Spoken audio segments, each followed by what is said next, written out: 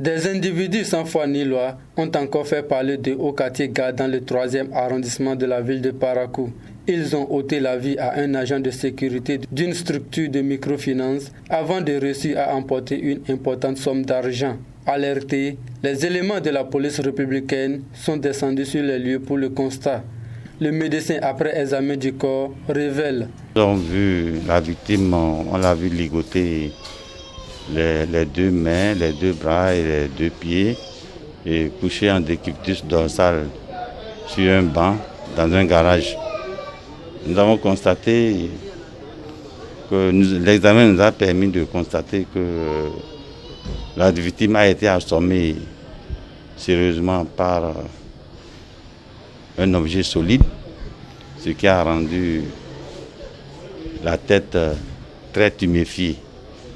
Et ensuite, nous avons vu de grandes ouvertures de plaies, en quelque sorte, et une hémorragie importante au sol.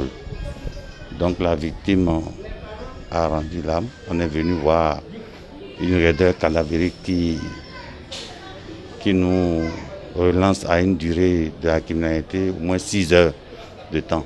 Donc s'il faut comparer, disons, c'est entre 2h, 3h du matin. Le chef du 3e arrondissement de la ville de Parakou se désole de cette situation qui devient récurrente et émet le vœu de voir les brigades civiles de sécurité opérationnelles. Vous comprenez que vraiment c'est avec beaucoup de peine que nous prononçons ce matin.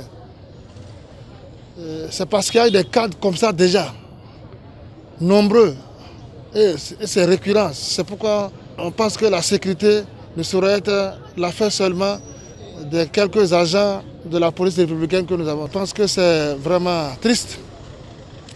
Et cette recrudescence des actes de vandalisme, de braquage et maintenant de cambriolage, et vraiment il faut que les autorités au plus haut niveau puissent se pencher sur la question. Donc c'est vraiment dommage. Moi, la seule solution que je vois là, les brigades de sécurité, il faut que nous soyons autorisés à les relancer. Ce n'est pas les bonnes volontés qui manquent. Il y a quelques jours, c'est une autre agence de microfinance dans le 1er arrondissement de la ville de Parakou qui a été objet de cambriolage et la mort de l'agent de sécurité quelques jours après.